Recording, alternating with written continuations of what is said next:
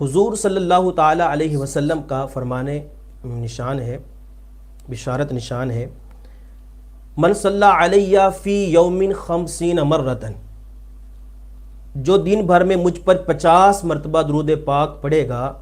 صافحتہ یوم القیامہ، سبحان اللہ، میں قیامت کے دن اس کے ساتھ مصافحہ کروں گا۔ سبحان اللہ۔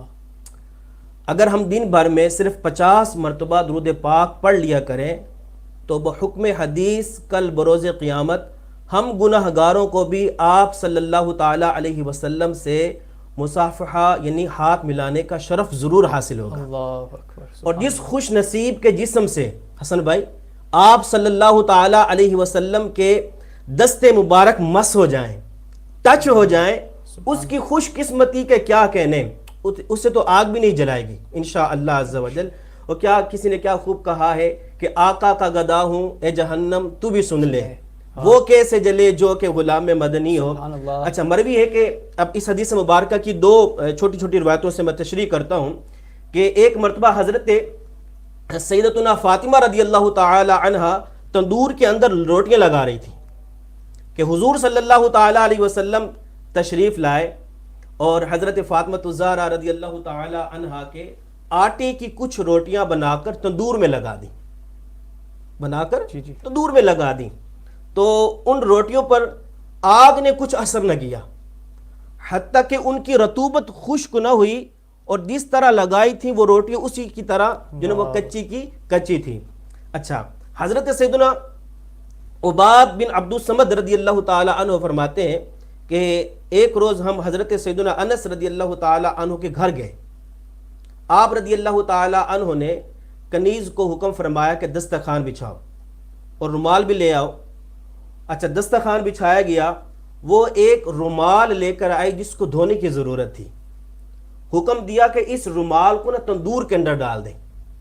اس نے بھڑکتے ہوئے تندور میں ڈال دیا، تھوڑی دیر کے بعد جب اسے آگ سے نکالا تو وہ ایسا سفید تھا جیسا کہ دودھ۔ ہم نے حیران ہو کر عرض کی کہ اس کے اندر کیا راز ہے؟ تو حضرت سیدنا انس رضی اللہ تعالی عنہ نے فرمایا کہ یہ وہ رومال ہے جس کو میرے آقا صلی اللہ تعالی علیہ وسلم اپنا رخ انور صاف فرمایا کرتے تھے، اور جب دھونے کی ضرورت پڑتی ہم اس کو اسی طرح آگ میں ڈال دیتے ہیں۔ حضرت جابر رضی اللہ تعالی عنہ کے گھر وہ کپڑے کا دسترخوان تھا جس سے حضور صلی اللہ تعالی علیہ وسلم ہاتھ پوچھ لیا کرتے تھے، جب وہ میلا ہو جاتا تھا تو اسے آگ میں ڈال دیتے تھے، وہ میل کچیل جو ہے نا وہ پاک ہو جاتی تھی۔ تو